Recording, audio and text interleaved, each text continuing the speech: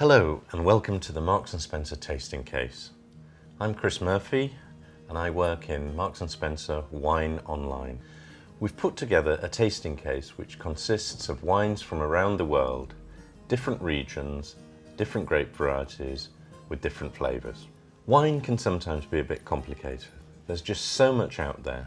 There are different colours, there are different countries, there are different regions, different grape varieties and different price levels. It's absolutely no wonder that the average customer can feel sometimes intimidated.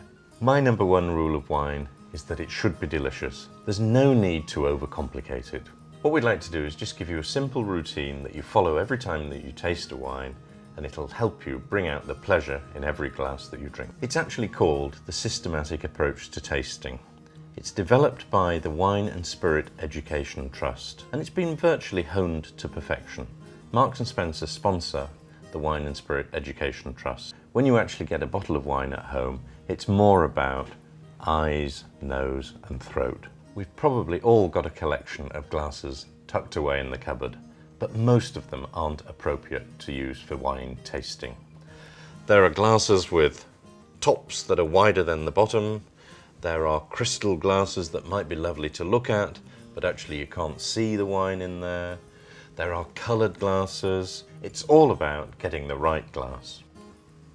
The perfect glass for me is one that has that form. It's a tulip shape. It's one where the bowl is wider at the bottom than the rim at the top. Why does that matter? It's not just a visual thing. What it means is you can swirl the wine around in the glass to release the aromas. Not only that, you get a decent sized bowl to look at the colour. The other thing is, if the glass has a decent stem like this, then you're not holding the bowl, which would warm the wine. You get fingerprints on the bowl and you wouldn't be able to look at it. So all in all, that's the sort of shape. And we've got two sizes, and these are available in Marks & Spencer. They're called the Windsor range, and they're absolutely perfect. There's a smaller one for white and a larger one for red. We've talked about eyes. What do we mean by that? Well, it's actually the visual aspect of the wine. It's actually quite difficult to look at a wine against a dark oak table like that, for example. When you're at home, just a simple piece of A4 paper will do the same job. Ideally, you want to fill the glass about a third full. That will enable you to hold the glass at an angle and have a really good look at the colour. In the case of white wine, the colours go from pale lemon with a green tinge all the way through yellow and on the way to gold. Young wines tend to be paler and have greenish tinges, whereas as they age, they develop a sort of almost golden colour. With reds, it's slightly different.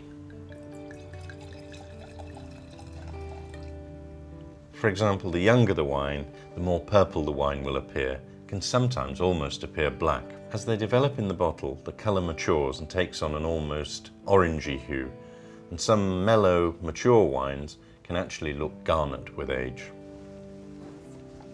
The Wine and Spirit Education Trust have developed a fantastic guide to the colours of wine, and I think this illustrates perfectly the wide range of colours that you can get in a glass of white or red.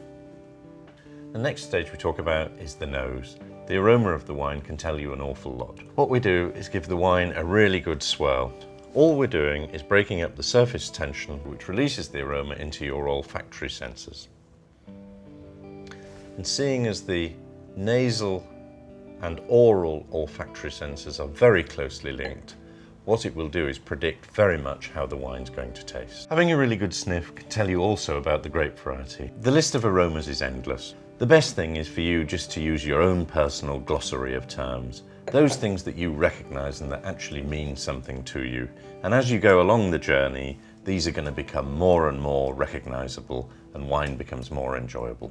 We talked about throat. What do we mean by that? That's actually the enjoyable bit. This is when we actually get to taste the wine.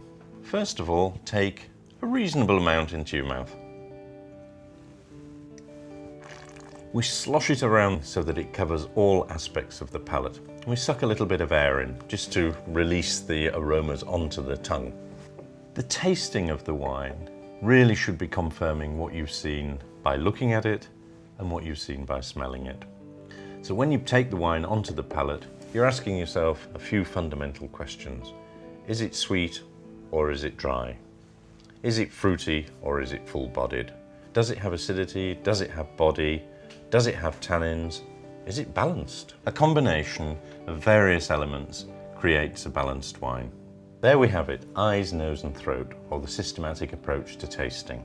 It may seem a little formal to start with, but if you just do it quietly with every single wine that you taste, it'll soon become a habit and you'll start to enjoy the wines even more. You'll soon build up your own library of aromas and tastes which will enable you to enjoy wine to the full.